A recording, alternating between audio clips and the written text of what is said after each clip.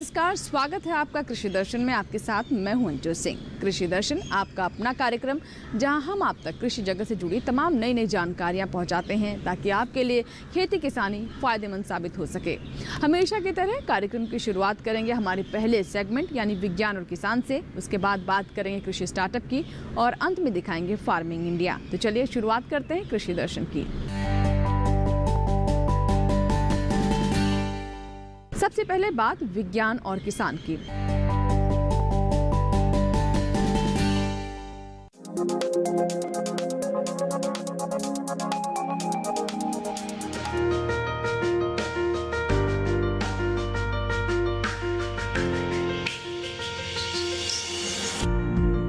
Soybean की फली पर्यावरण के अनुकूल होने के साथ साथ प्रोटीन, तेल और स्वास्थ्य का एक प्रमुख स्रोत है जो दुनिया भर में मानव पोषण और पशुधन आहार के लिए फाइटोकेमिकल्स को बढ़ावा देने में मदद करती है।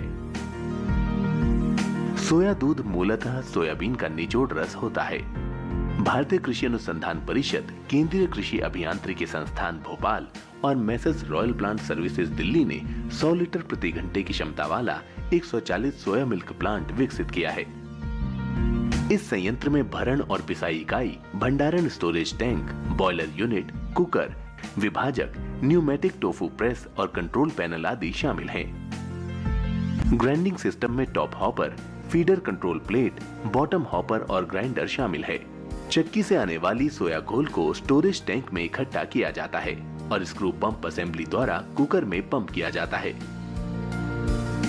12 किलोवाट हीटर और कुकर के बॉयलर स्वचालित दबाव वाल्व द्वारा जुड़े होते हैं और वांछित दबाव और तापमान पर कुकर को आसानी से भाप जारी करते हैं। फीड दर को 20 किलोग्राम प्रति घंटा पर नियंत्रित किया जाता है। विभाजक वांछित सोया दूध और ओकारा को अलग कर देता है। विकसित स्वचालित सोया दूध संयंत्र बहुत अच्छी गुणवत्ता वाले दूध का उत्पादन करता है। मैसेज श्री श्यामा काली एंटरप्राइजेस कामरे रांची ने दूध और टोफू या सोया दूध के लिए सोयाबीन प्रसंस्करण स्वचालित सोया दूध संयंत्र स्थापित किया है। वो हर दूसरे दिन लगभग 70 लीटर सोया दूध और 10 किलोग्राम टोफू का उत्पादन करते हैं। सोया दूध और टोफू की बिक्री की लागत क्रमशः 40 रुपए प्रति लीटर और 150 से 200 रुपए प्रति किलो है।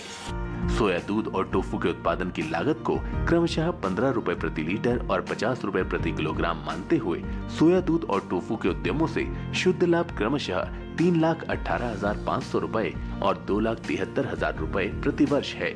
सोया दूध और टोफू दोनों उद्यमों के लिए इस संयंत्र से प्रति वर्ष कुल 5,91,500 रुपए का लाभ होता है। Messrs agro soya milk organic plant Gambhowal, जिला होशियारपुर, पंजाब ने सोया दूध आधारित पेय पदार्थ और टोफू के प्रसंस्करण के लिए संयंत्र लगाया और हर दूसरे दिन लगभग 100 लीटर सोया दूध और 60 किलोग्राम टोफू का उत्पादन कर रहे हैं। सोया दूध और टोफू का बिक्री मूल्य क्रमशः 45 रुपए प्रति लीटर और 120 से 150 रुपए प्रति किलोग्राम है। सोया दूध और टोफू बेचकर उद्यमियों द्वारा अर्जित लाभ क्रमशः 5,46,000 रुपए और 7,64,400 रुपए है। सोया दूध और टोफू से उद्यमियों को प्राप्त कुल लाभ 13,10,400 रुपए प्रति वर्ष है।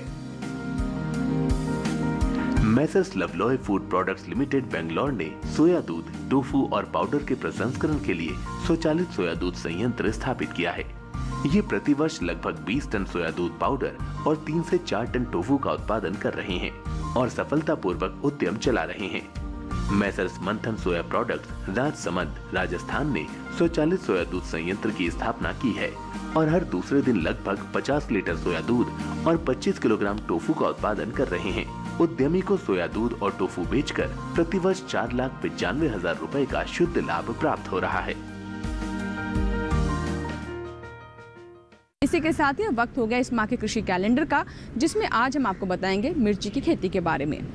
जनवरी माह में किसान भाई मिर्ची की खेती कर सकते हैं। मिर्च हल्की से भारी हर तरह की मिट्टी में उगाई जा सकती है।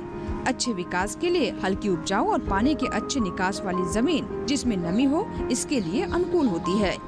हल्की जमीनें भारी जमीनों के मुकाबले अच्छी क्वालिटी की पैदावार देती हैं। मिर्ची के अच्छे विकास के लिए जमीन की पीएच 6 से 7 अनुकूल है।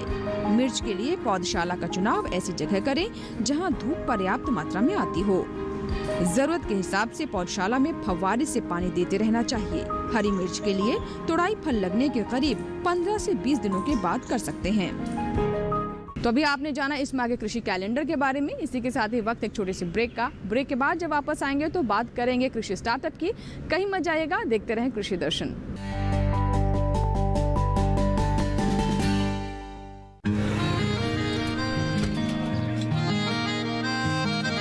क्या बात है भाई, आजकल तो काफी खुश नजर आ रहे हो। क्यों ना हूँ, अब मैं ऑर्गेनिक खेती जो कर रहा हूँ ये पूरा प्राकृतिक है, ऑर्गेनिक है। इसमें हमारे खेत, हमारी फसल और हमारी जेब सब फायदे में होते हैं और इसमें लागत भी कम है। जी हाँ, आप भी ऑर्गेनिक खाद का प्रयोग करें, अपनी फसल और मिट्टी को तंदुरुस्त बनाएं और आपकी आमदनी में इजाफा करें। अधिक जानकारी के लिए किसान call centre toll free number 1800-180-1551 पर कॉल करें और लॉग ऑन करें kisan.gov.in और farmer.gov.in। कृषि और किसान कल्याण मंत्रालय द्वारा किसान हित में जारी।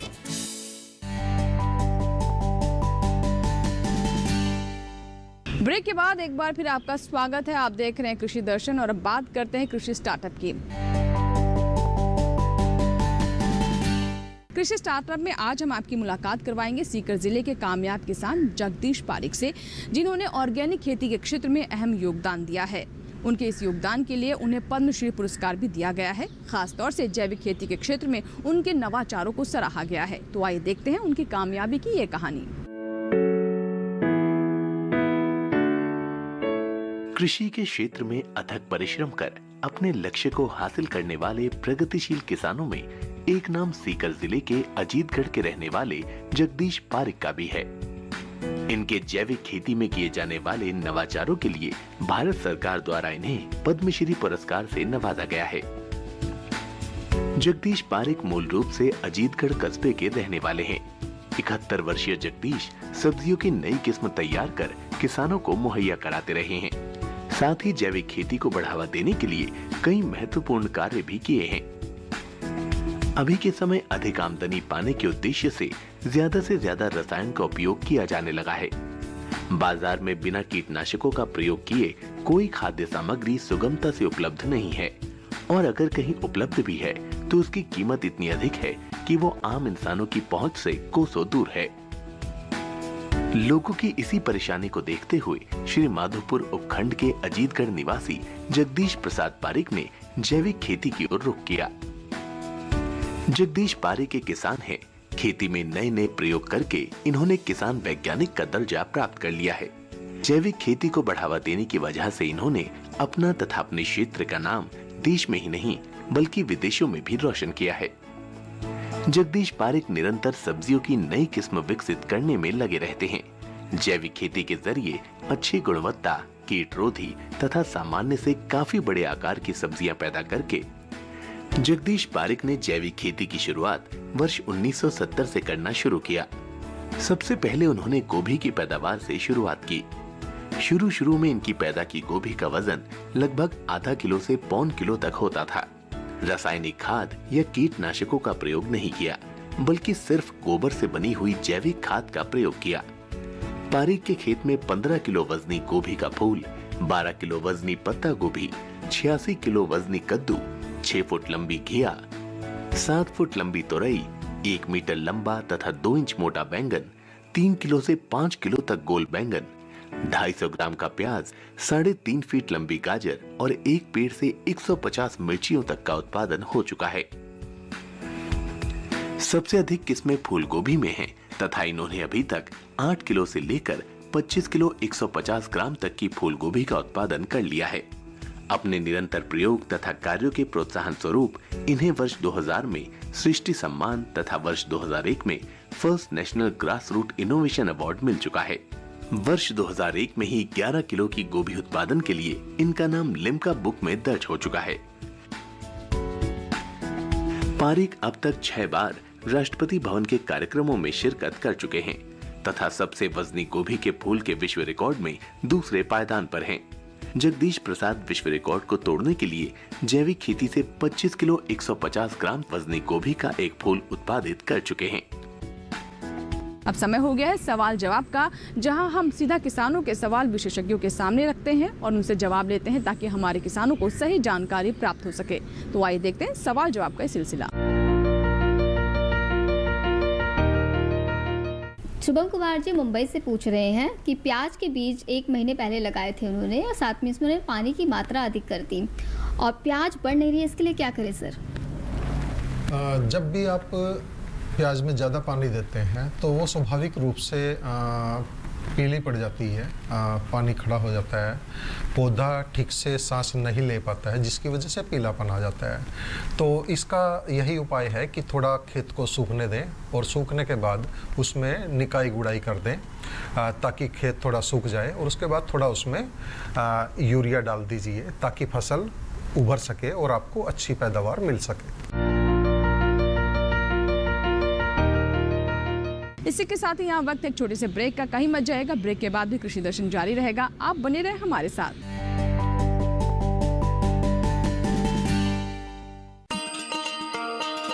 किसान भाइयों गांठ बांध लो, गांठ बांध लो, बात बहुत है काम की, समृद्धि के पैगाम की। मिट्टी के मिजाज को समझो, मिट्टी के हर राज को समझो, मिट्टी की तुम जांच कराओ, मुफ्त सॉइल हेल्थ कार्ड ले जाओ, कभी मुनासिब बीज लगाओ, सही किस्म की खाद ले आओ, जितनी जरूरी उतनी डालो, सही मात्रा खुद पहचानो, इसको अपना मंत्र बना लो, मिट्टी की सेहत तो जानो। बात बहुत है काम की, कम लागत अधिक वरदान की, किसान भाइयों गांठ बांध लो। आज ही मिट्टी की जांच कराएं, राज्य सरकार के कृषि अधिकारी से संपर्क करें और मुफ्त में सॉइल हेल्थ कार्ड पाएं। कृषि और किसान कल्याण मंत्रालय द्वारा किसान हित में जारी। ब्रेक के बाद एक बार फिर आपका स्वागत है। आप देख रहे हैं कृषि दर्शन और अब बात करते हैं फार्मिंग इंडिया की। फार्मिंग इंडिया में आज हम आपको जानकारी देंगे 3 नए कृषि कानूनों के बारे में, जिनका मकसद ये है कि हमारे किसानों के जीवन में सकारात्मक बदलाव आए, उन्हें अपनी उपज का सही भाव मिल सके और बेहतर विकल्प उनके सामने हो। तो आइए जानते हैं विस्तार से।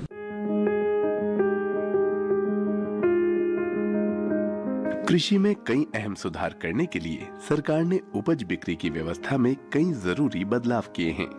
इस दिशा में सरकार ने कृषक सशक्तिकरण व संरक्षण, कीमत आश्वासन और कृषि सेवा पर करार अधिनियम 2020 लागू किया है। इस अधिनियम के लागू हो जाने से अब किसान उपज से खाद्य उत्पाद बनाने वाले प्रोसेसर्स, व्यवसाय कंपनियां, थोक और फुटकर विक्रेताओं और निर्यातकों के साथ कृषि उपज की बिक्री के लिए सीधे करार या व्यवसायिक समझौता कर सकेंगे। करार हो जाने के बाद फसल की अच्छी पैदावार के लिए जरूरी साधन या इनपुट्स उपलब्ध कराने की पूरी जिम्मेदारी खरीदार की होगी। अधिनियम के लागू हो जाने से अब पैदावार के दौरान फसल पर किसान का मालिकाना हक बना रहेगा। वहीं किसानों को उपज की बिक्री पर होने वाला खर्च भी नहीं देना पड़ेगा, यानी किसानों के मुनाफे में पहले के मुकाबले खासी बढ़त होगी। फसल का बीमा तो कराया ही जाएगा, साथ ही जरूरत होने पर किसान वित्तीय संस्थानों से कर्ज भी ले सकेंगे। इतना ही नहीं, किसानों को मौसम के जोखिम और बाजार के उतार चढ़ाव से भी सुरक्षा मिलेगी। ये अधिनियम अनुबंधित किसानों को नियमित और समय पर भुगतान की सुविधा भी देता है।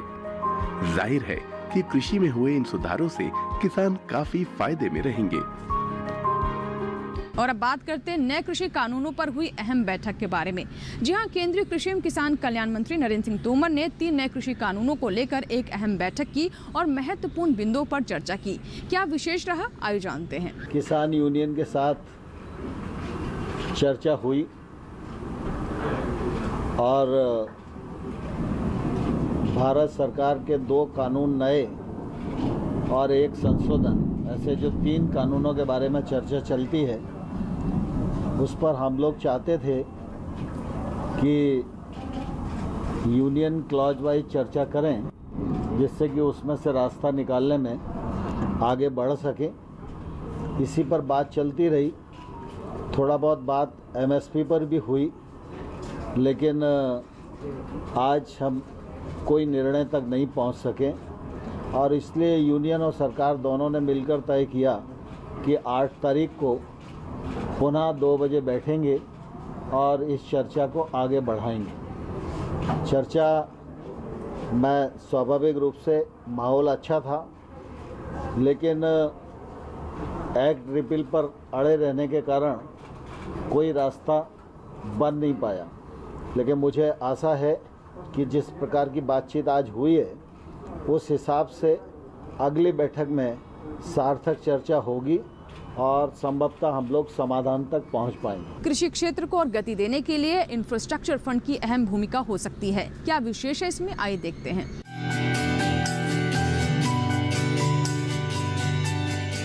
कृषि क्षेत्र के लिए अवसंरचना यानी बुनियादी ढांचा बहुत ही महत्वपूर्ण है। आंकड़े बताते हैं 15 से 20% उपज खरीदार तक पहुंचने से पहले ही बर्बाद हो जाती है। बर्बादी के बड़े कारणों में भंडारण की सही व्यवस्था का अभाव और प्रसंस्करण इकाइयों की कमी है। कृषि अवसंरचना जितनी मजबूत होगी, बर्बादी उतनी ही कम होगी। 1 लाख करोड़ की धनराशि ग्रामीण क्षेत्रों में भंडार गृहों, शीत गृहों, पैक हाउस के निर्माण और उनके विकास के अलावा बाजार व्यवस्था को दुरुस्त करने पर खर्च होगी। इसके साथ साथ प्रसंस्करण इकाइयां, निजी उद्यम, किसान उत्पादक संगठन और प्राथमिक कृषि ऋण समितियां, विपणन सहकारी समितियां भी इसका लाभ ले सकती हैं।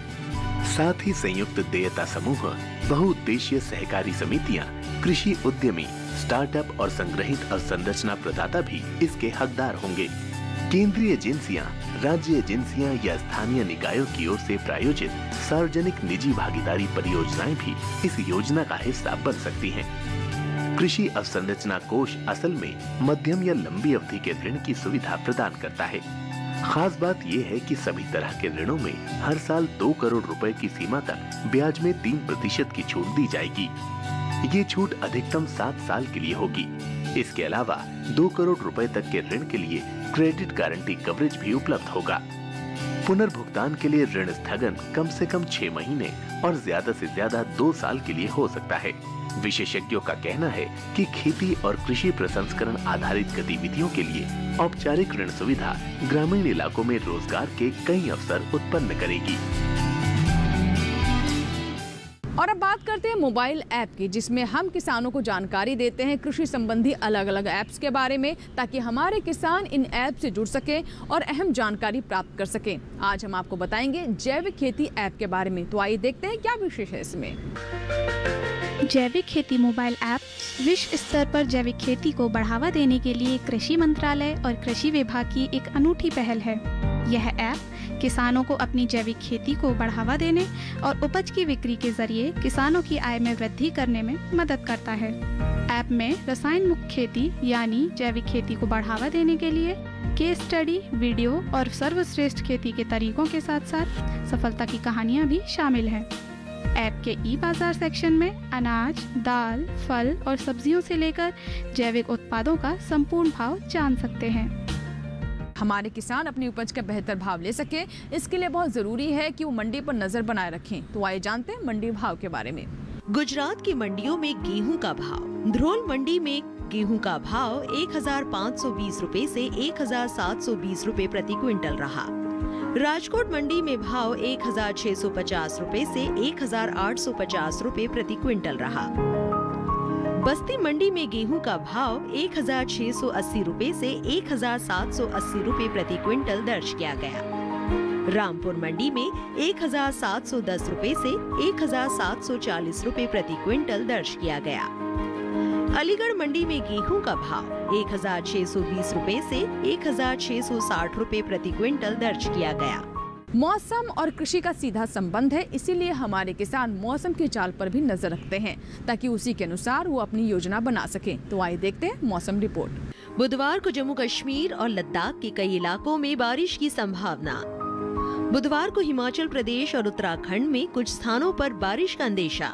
बुधवार को पंजाब, हरियाणा और दिल्ली में कहीं कहीं बरसात का अनुमान। बुधवार को पश्चिमी उत्तर प्रदेश में इक्का दुक्का जगह बारिश संभव। बुधवार को पूर्वी राजस्थान में कहीं कहीं बरसात के आसार। बुधवार को पश्चिमी मध्य प्रदेश में कहीं कहीं बारिश की संभावना। बुधवार को मध्य महाराष्ट्र में कहीं कहीं बारिश की उम्मीद। 2 दिन कोंकण गोवा में इक्का दुक्का जगह बारिश का अनुमान। बुधवार को मराठवाड़ा में बरसात का अंदेशा। बुधवार को तटीय आंध्र प्रदेश में कहीं कहीं बरसात का अनुमान। और अब बात करते हैं ट्विटर प्लेट की, जिसमें हम आपको खेती किसानी से संबंधित ट्वीट्स के बारे में जानकारी देते हैं। और इसी सिलसिले में आज आपको ट्विटर प्लेट में बताएंगे प्रधानमंत्री फसल बीमा योजना के बारे में।